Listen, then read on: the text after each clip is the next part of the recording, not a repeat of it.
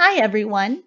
In this video, we will go through the integrated tutorial on how to use a text variable to create a personalized story.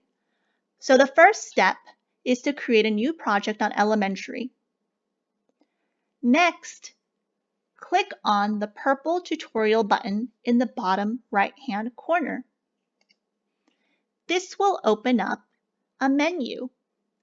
Click on How to use a text variable.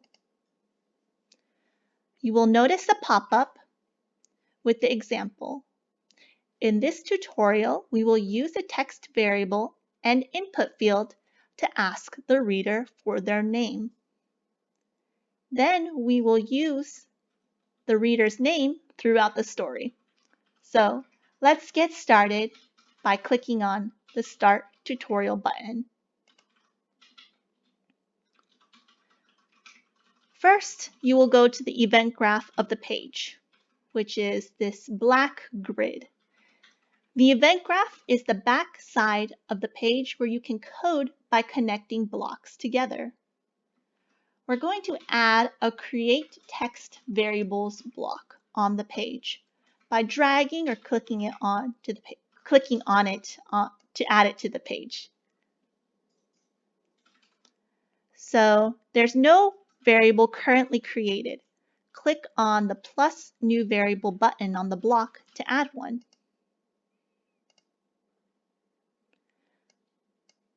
Now we added a variable. It's called myVariable.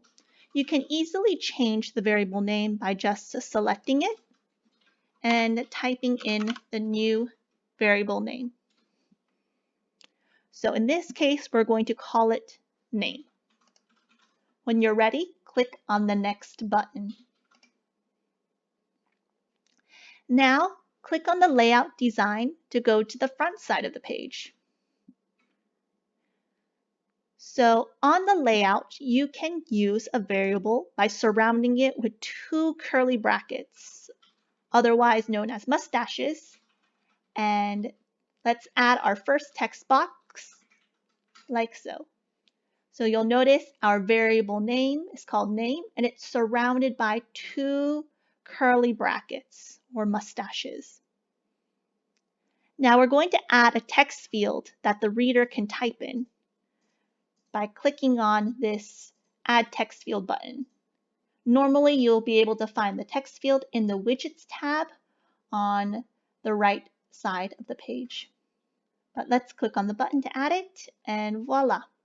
We have a text field with a question, what is your name, added to the page. So we will need to go back to the event graph to finish up our code.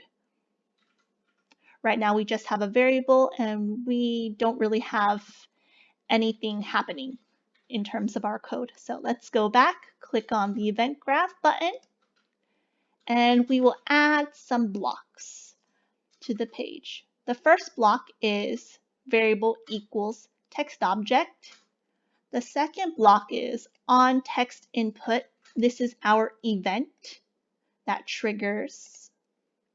And the final block is the object block, which is the text field 0. So we arrange things.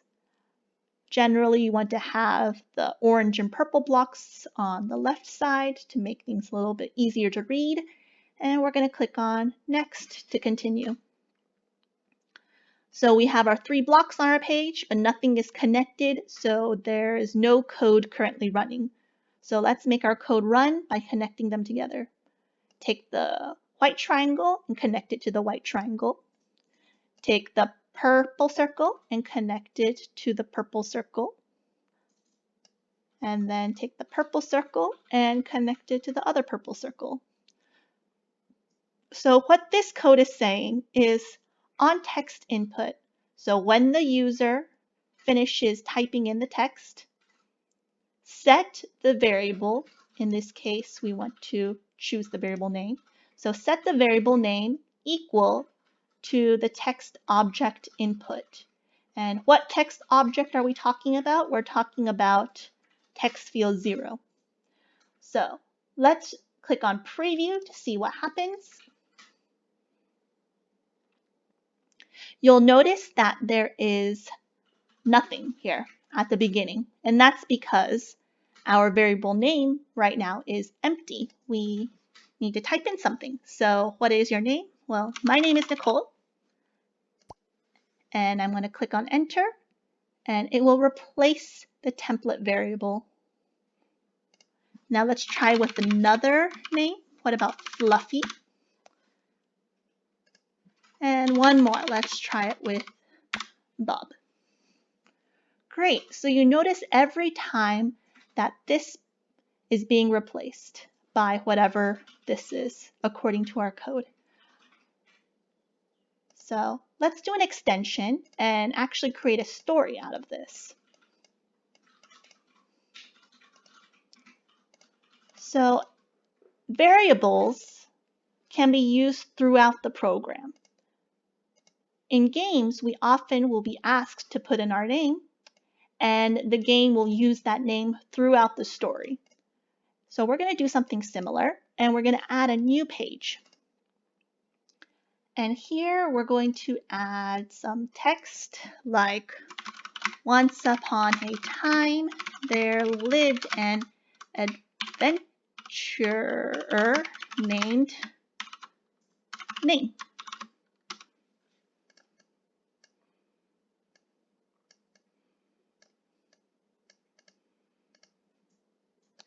Now let's go back and let's test it out. So when I click preview to run our code, I'm going to say my name is Fluffy, and in my story, it will say, once upon a time, there lived an adventurer named Fluffy.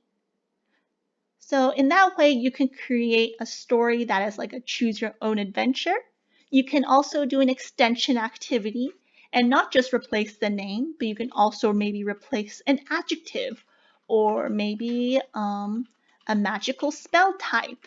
There are lots and lots of fun opportunities and different things that you can do by playing around with this concept.